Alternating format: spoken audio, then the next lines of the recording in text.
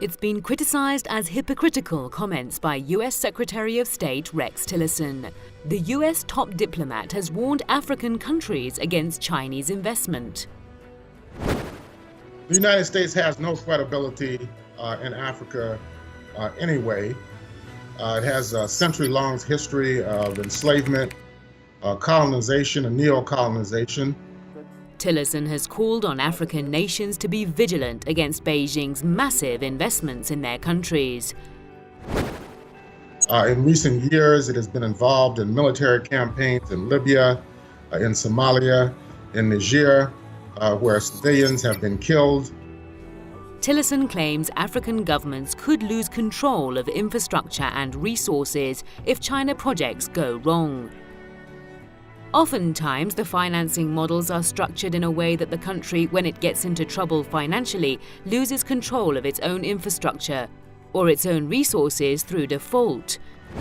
So Tillerson's comments about China are clearly a reason, an effort on their part to deflect attention away from the long, sordid history of U.S. imperialism on the continent.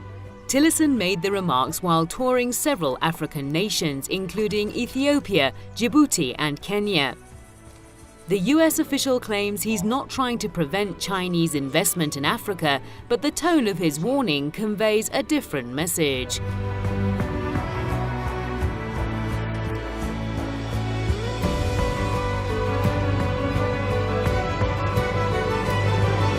The U.S. is heavily involved in Africa. In 2015, the State Department and USAID spent more than $8 billion in assistance to sub-Saharan countries. The administration of US President Donald Trump has been reluctant to spend more money there, preferring to pursue an aggressive military policy in Africa. The US has deployed roughly 800 military personnel in Niger. Djibouti is hosting over 4,000 military personnel in Camp Lemonnier, the only permanent US base in Africa. Somalia is home to 400 troops, while Cameroon hosts more than 100 personnel. I think that Tillerson's visit is clearly designed to try to deflect attention away from Donald Trump's comments earlier this year, referring in a very derogatory manner to African countries, to countries in the Caribbean as well as Central America. Overall, nearly 6,000 troops have spread across the continent, and that partly explains Tillerson's concern over China's investment in Africa.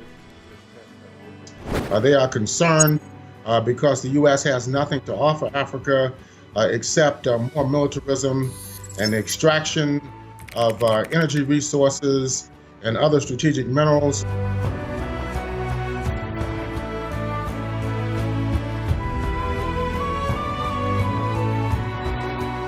There's no doubt that China has increasingly turned its attention to Africa. Beijing invests more than $7 billion a year in infrastructure projects in Africa. China is not a capitalist country, it's not an imperialist country, it's a socialist country. The type of aid and assistance giving to Africa is of a much different nature than that of the U.S. and other imperialist countries. Back in 2009, China surpassed the US as the biggest trade partner with Africa. For example, Kenya opened up a China-funded $3.2 billion railway system in 2017. They are quite concerned about China and any other country that has a different social system from interacting with the African continent, because this could damage their profit-making apparatus, which has been very lucrative for them over the last several centuries. According to reports, there were over 1,700 Chinese-backed projects across 50 countries from 2000 to 2011 at a cost of $75 billion. Most of the investment was in transport and storage sectors, as well as energy generation and supply fields. In 2015, Chinese President Xi Jinping heralded a win-win cooperation between China and Africa.